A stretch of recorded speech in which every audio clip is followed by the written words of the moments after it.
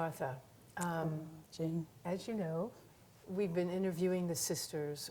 We started interviewing the Irish sisters who came here in the 50s and started the school. And we were interviewing them because we wanted to record their stories. As you know, they're all getting older, and there's often been talk, especially at the chapter meeting, the general chapter meeting, there was talk of the global north sort of fading in a way, and the global south growing. There's a new birth represented by, in part, the sisters in Ghana, the Sisters of St. Louis in Ghana. What interests me to ask you first is about your journey to become a Sister of St. Louis. What were the influences in your life, in your spiritual life, and just that choice, but also that answering of a call where it was almost not your choice? Well, well, that's an interesting journey. My life as a Sister of St. Louis started way back as 1982. And before this time, I never attended any St. Louis, any Catholic school at all, and therefore no St. Louis school. But I was in a public school, and I grew up in a very, I would say, in a parish where there were, you know, the youth was really part of the parish. There were a lot of societies in this parish. One of the active parishes in Kumasi. Kumasi is the second highest, the second city, biggest city in Ghana. And this parish groomed the youths, you know, through these societies.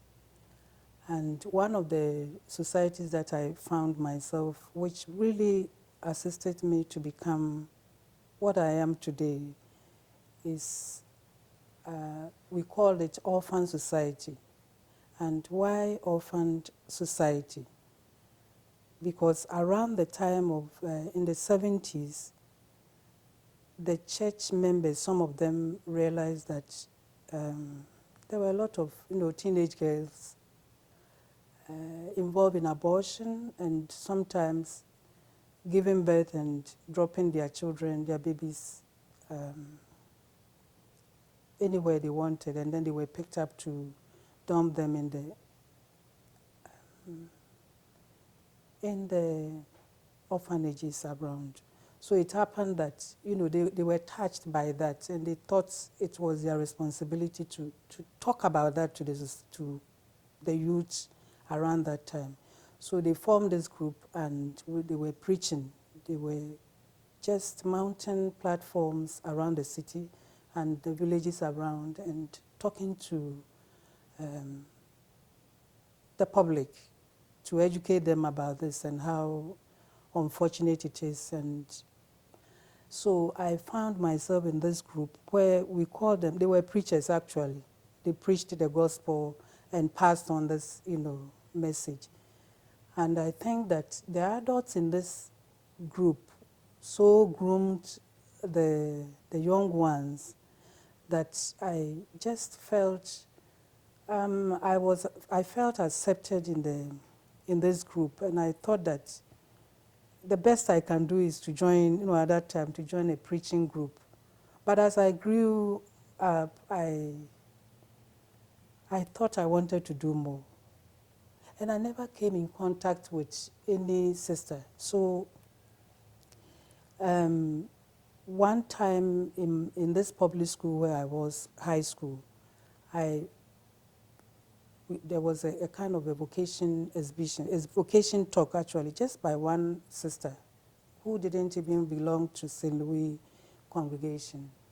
So this lady, this sister, came and talked to the girls in that school. It didn't mean much to me. But back at the parish, I thought that they encouraged us.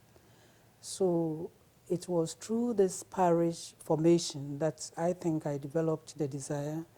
And then as I began, questioning what I can do more, I was led eventually to the Sisters of St. Louis through my interaction, my conversation around my vocation with one priest.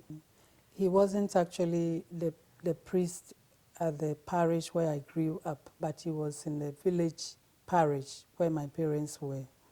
So I found it difficult actually speaking to, my parish priest because they were Irish priests. And I think I didn't have much in English to, to communicate, to express myself. So my sister, my immediate senior sister said, let's go to so-and-so priest. And then we talked with her. So she accompanied me. And I hadn't met her to talk with her in person before. So we went and he sat us down and said, which which of the groups of the sisters do you want? And I looked at him because I had never met, any group. And then I said, I looked at him and he said, those who wear big, headgears and small headgear, which one do you want? Then I said, okay, small headgear. So he said, all right. And then he said, he gave me an appointment to meet him. This was a Friday, to meet him on Monday, the following Monday, at the convent, the Sisters of St. Louis convent. And this was in Kumasi, where I knew very well. So on Monday, I carried myself and getting to the gate of this college, where I have been for the past 10 years teaching. And I sat at the gate, and then he drove in and brought me to the sisters. And how old were you? I was about 18. 18. Mm. So I was handed over to the Sister Bernice, who told me he was in the classroom teaching. So he said, go to the convent and wait for me. And she came over after her period and talked with me. And that was where the relationship began. But because I didn't know any other congregation, they encouraged me to visit another group. At this stage, they had, shown me where they were accommodated. So I visited one other group apart from St. Louis for about a year, and I was to decide between the two, but I came back to So you stayed with the other group for a year? I didn't stay with them. I was just going in, you visiting, yeah. And then I eventually decided that I want to stay with St. Louis. So when I was actually ready in '82 for postulancy to begin living experience, I began with them. And this was in Ghana. But my novitiate took place in Nigeria because at the time we didn't have novitiate in Ghana. And then Nigeria and Ghana, we were one region, and that was the African region. So we recruited candidates from Ghana. They did their first part of the training, which is the postulancy, and then they went over to Nigeria to join the Nigerian group to do their novitiate for 2 years. So how long, because it's like 3.5 years, the novitiate, is it? 2 years. Oh, okay. Novitiate was 2 years, but the postulancy was between 8 months. Mine was 8 months. So between 8 months and 1 year. So I did it 8 months. And we were 4 in the group in Ghana, from Ghana joining the Nigerians, of 7 of them. So in all we were 11. And are they all 11? Are the 4 still with you in Ghana? Not at all. One was encouraged to withdraw during the novitiate, so we became 3, and we are still 3. But the Nigerians, about 3 of them left between the novitiate period and maybe a few years after that. So and then one died. I can remember. Mm. So maybe about 4 are left, or 4. So, what was the reaction of, you said you grew up and you went to a public school, you weren't in a school with sisters or anything. Yeah. What was the reaction of your family or your friends when you announced at 18 that you thought you might go meet some sisters and maybe Yeah. you would go work with some Catholic sisters? What was the reaction? For the parish where I grew up, they really were happy that, I had a vocation to, I expressed some desire to enter. But for my family, my parents were not too, they were not, they never opposed, but my sisters, we are 5 girls and 2 boys. Yeah, and I'm the 5th girl. And two of my sisters were in agreement, and the other 2 were in support. So for my friends, I can't remember any of them, opposing or discouraging me. And the parishers were very supportive. But my family, it was these 2 sisters of mine, but they eventually, gave me the support I needed. So, yeah. You said that when you made this decision that you were working with this, the group, the orphanage, The orphan group at the parish. and when you saw a need, you were very young working in this group, Yeah. and you saw the sadness of all these girls your own age, getting pregnant, having babies, and being desperate and leaving them on the side of the road, Yeah. or aborting them. I'm sure that didn't go well many times. So it was, when you look back on your decision to actually devote your life to a religious life, Yeah. it comes right down to what you saw with those young women, your fellow. Actually, when I was joining the group, I didn't know their mission. I just joined them because I saw that they were very outstanding in the church, and I think it was the preaching aspect of their ministry that attracted me. So I joined them, and when I say they were outstanding, maybe their uniform, they had a uniform. That was also one of the things that made them very conspicuous in the church. Because there were other groups like Legion of Mary, which I was also a member. It was more of visiting people in their homes, aged, and then trying to bring back those who had, gone away from their faith back to the church. We did that at that level. But this group, I didn't know their mission per se. But when I joined them, I also became carried away. We used to visit the orphanages around at the time, and we used to go there to celebrate with the children, especially during festivities, Christmas and Easter. We brought them gifts, and we had a meal with them. But our main work was to preach to the public that there are people of this kind somewhere, and then also bring the awareness of the fact that people need to withdraw, the youth need to withdraw from not caring for their babies and leaving them on the street sometimes. Not on the street, they could drop them anywhere. I came across one myself after I had joined the group, around the church, the parish. One early morning,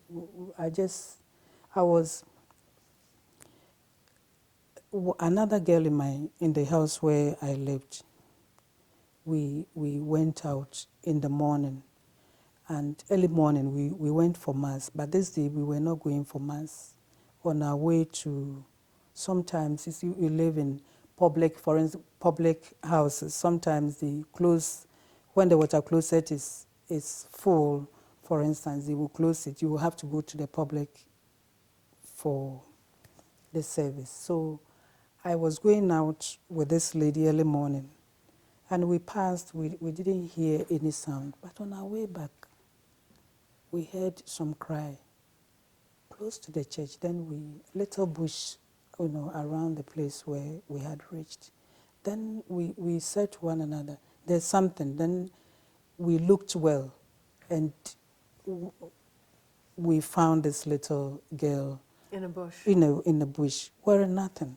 So we rushed to the church where some women had come for mass, morning mass, and we told them, and they quickly came over to about 2-3 minutes walk and picked the baby. And eventually they sent her to this orphanage that was very close to us. So it was something that was real. It wasn't just a kind of a hearsay or... No, it was right there. And the baby was a brand new baby? A brand new, maybe about a few days old. And we never found who was the mother. Was your family, was it instilled in you at a very young age, the religious life and the care for those around you? Or what were the influences from a very young age? Was it... Anyway, maybe back to my family. My family, my father wasn't that a strong Christian, so to say. And it's the influence of my uncle, my mother's brother. He started churches in villages where there were no churches. So it looks as if he brought all of us into, the church. And he was a great preacher. He's dead anyway. And my uncle inspired me so much. So at a very young age, I was going to church in this village where I said where my parents were. I grew up, I left the village at the age of maybe 13. And I came to the city to live with one of these, my sisters, one of my elderly sisters, from same mother, same father. Was that because you to go to school? You No, had to go leave your village? It's just that she needed a bit of help, around her children. So she asked my parents to let me join herself and the husband so that I could give her a bit of support. So that's how I found myself living with them. And so it means that back in the village, my parents, my uncle, and at the time, all of us together in the village, they really inspired me because my family, we grew up in a kind of nuclear family. Africans or Ghanaians, we have extended family, and you could be lost in a big family. But here we are, just my mother and my father, and my uncle. We were living together, and his own family. And my grandma was also part of this family. So it was just ourselves. And I think that there was this, my mother, maybe it stemmed out of my grandmother, who was very, very hospitable. As a child growing, you see, my mom used to, where our house in this village, we were very close to the main road, and our house was such that if you were coming from any side of the road, either moving towards the interior or coming from Kumasi, from Kumasi you came first to our house. And because of that, there were a number of mad people who used to rest by our house. We had a lot of orange trees. And whenever they got there, because of the shade, they sat there. But my mom never prepared food and ate without, giving some to them. And even now, I look back and appreciate that gesture that my mother extended to these poor people who sat under trees. She will serve them, and then we will carry it to them before we come back to eat our own share. They would be people traveling on the road. On the road, they are mentally ill. Most of the time, they are confined in the mental homes, but you will find a number of them who are on the street. So on this route, there were a lot of them, or some of them, who used to sit under the trees and just relax and then continue their journey. And anytime they came around, we will give them something to eat. So as a child growing, I didn't know this would influence me. But when I grew up and I'm looking back at some of these things that I also extend to people, then I look at that being the root cause or the formation of this. Your mother taught you that, yeah, just through that gesture. Exactly. I've been asking, you see, my questions for you would be slightly different than they would for the Irish sister who came over in a boat in 1950. Yeah. Because I've been asking a lot of them about what it felt like to grow up in a household that was defined in the old Catholicism, the pre-Vatican II, and the new, but that wouldn't be quite the same. I guess my question for you would be, how do you see the change? You joined these Sisters of St. Louis. Were they all African, or were there some Irish sisters when you were going through the novitiate? Were you meeting Irish sisters then? Yes, I was meeting Irish sisters. Irish sister was my novice mistress in Nigeria. Then when I came back, after profession, we came back to Ghana. And then I lived with Irish sisters and young Ghanaian sisters.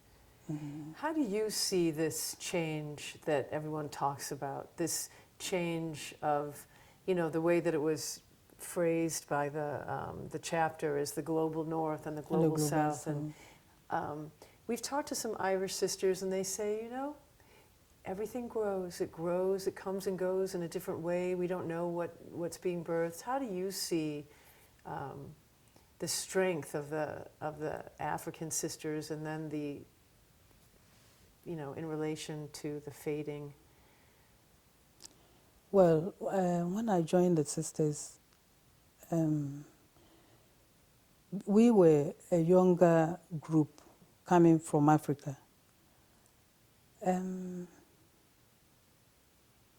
At that time, those who had come on mission were in other words, we didn't have more coming over when we started coming. And this was around in the early 80s. But So a few sisters had joined before the early 80s. Okay. Some of them came maybe 10 years earlier than myself. And these were about 3 or 4 sisters. From Ireland? No, from Ghana. From Ghana. But it means that the bigger community, the bigger part of this Ghana community was Irish. Okay. So at the time I came, there weren't more coming from Ireland. It means that those who were there were just the ones who were there till, let me say till now, because nobody ever joined them after I had joined them, moved from Ireland to Ghana for mission. So it means that even at that stage, we had seen that there was these 2 groups, Irish and Ghanaian, young and old. I mean, we were living together and sharing ministry and sharing whatever we had. But there was that a young group and elderly group. So, and that continued until we saw that all of them were aging. And then I also realized that they weren't getting more vocations of young people in Ireland. So it means that my age or my set, we will not have any set or contemporary over in Ireland. Right. So it was quite clear that vocations from that end were not coming. However, we in Ghana in particular, the vocation is it's quite steady, but it's not in big numbers.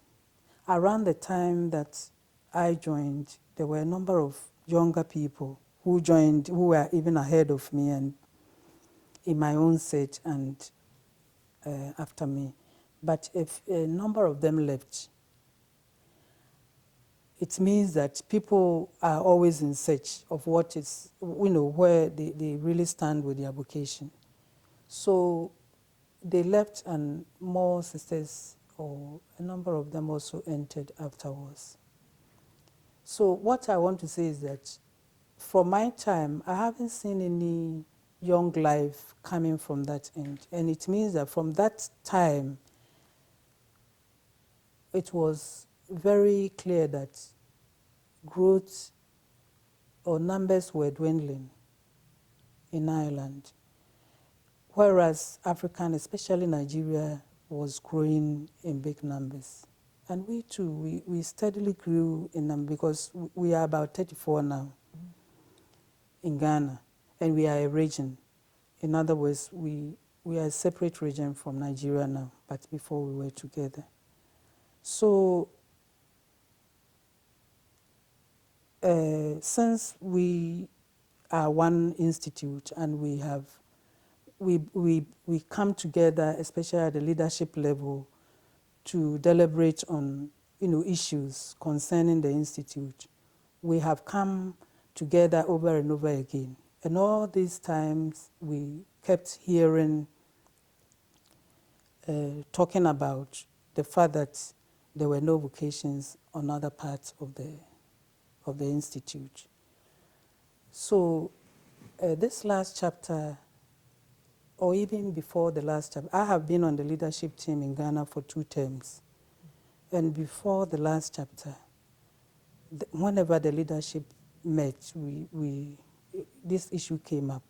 The issue of, it came up very strongly that the global north was dwindling in numbers, and then the global south was also gaining more numbers.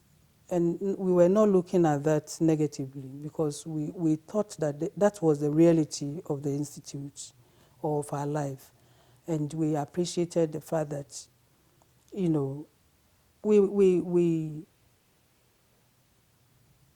we were sad of the fact that the other side was not having more vocations or members, and that they were aging and dying. But we have also appreciated the fact that the other side were gaining new life. So this last chapter, it became a very big issue in the sense of leadership.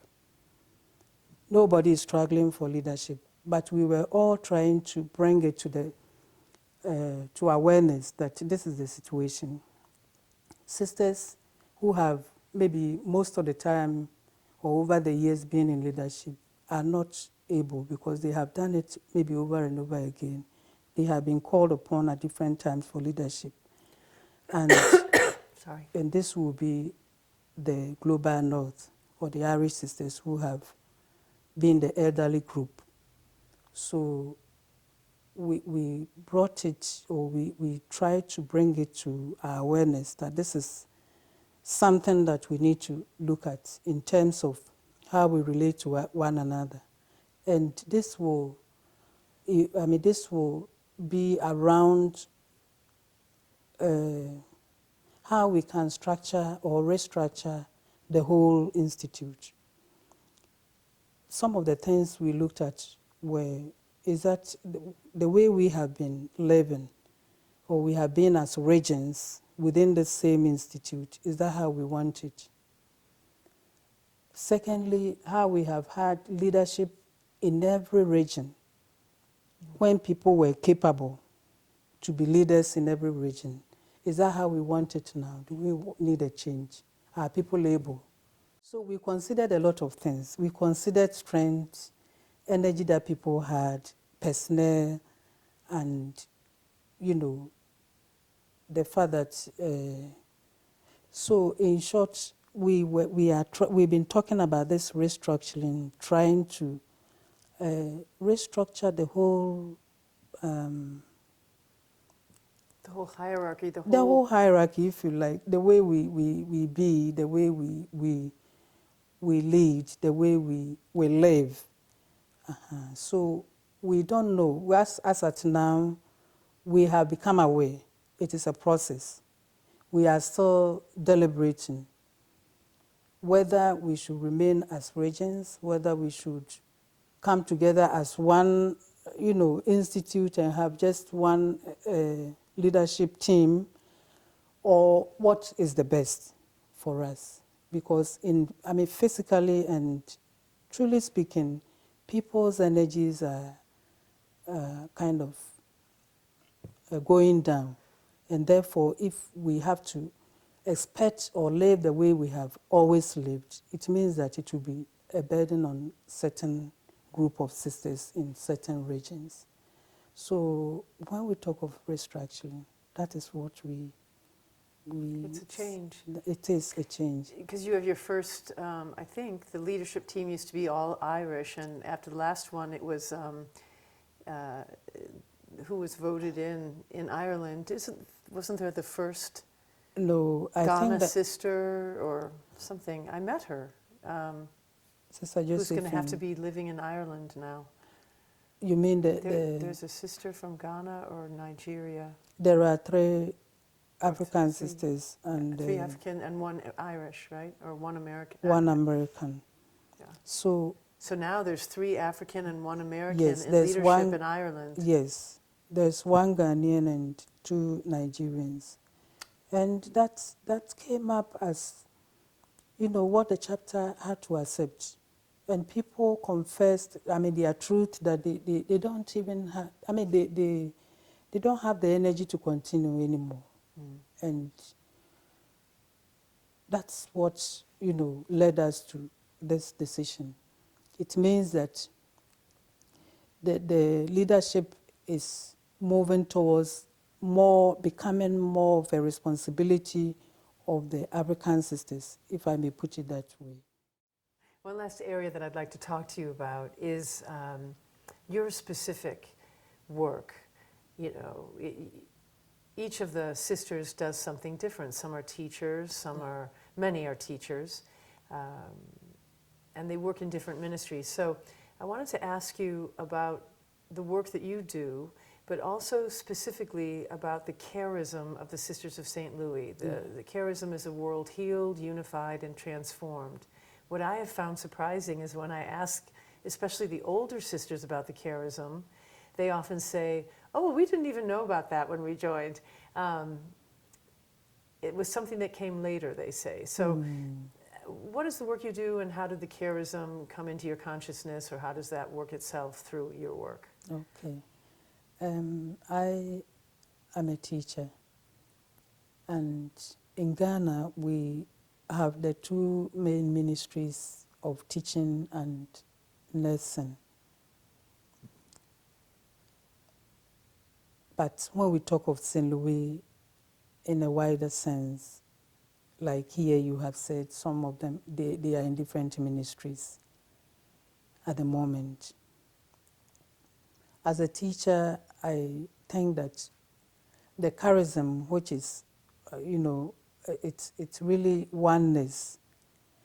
It's the bringing the healing, bringing all together, or everything together, or being in union with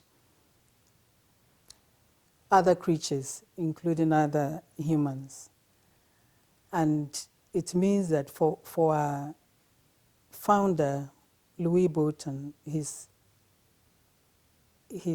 aim was to bring people together through healing, unifying, and transformation. I mean, through these kind of ways of being, we were to bring the whole world together. In other words, bring people together, bring the broken, being invited into a broken world through healing, unifying, and transforming will gradually bring everything together. How this is seen in my own ministry as a teacher is that the people that I relate to, the students, I mean the staff that I work with, my relationship with them should kind of bring all these rich, richness, so to say, to them. First of all, I myself, I need that healing. I need that, to carry that spirit of unifying. It's to see myself as a broken person in the first place, needing healing and transformation to be able to reach out to people. So the charism of oneness, which is to reach out to everybody. I'm a teacher. And the charism of oneness, which is in relation to this world healed, unified, and transformed. It's to bring all things together. First of all, myself, I need to see myself as a broken individual and gather myself so that I can reach out to people. So if I'm talking about so that I can bring transformation, so that I can bring people and all things together. And if I'm relating this in my own ministry as a teacher, I think that I'm dealing with students, I'm dealing with other staff members. And in relating to them, these are areas that I am very conscious of, that I need to do my best to unify people, to see that we are all dumped in a broken world. In other words, people are broken and we are in a broken world in terms of, in many sense, in terms of even hurt, in terms of hurt and needing healing, in terms of relating to each other as ethnic groups back in Ghana, for instance, in terms of racism. I mean, you understand when I say the broken world, because the world is scattered. And what do I do in my ministry? What do I do to gather all these people, to bring healing to them, to lead them to be unified and to be transformed? So I think that wherever I am very sensitive to the fact that this is what I'm sent to do. And I do my best by bringing that to the awareness of whoever is relating to me at a time in my ministry. And in Ghana, I talk about the fact that our charism is unity, it is oneness, and that is Sint Unum in Latin. And therefore, we groom the student's mind and the staff who don't even have an idea about what our charism or what charism is. We groom their mind to see that we are all one. And once you have found it is a family. And we try to promote that spirit, to live as a family.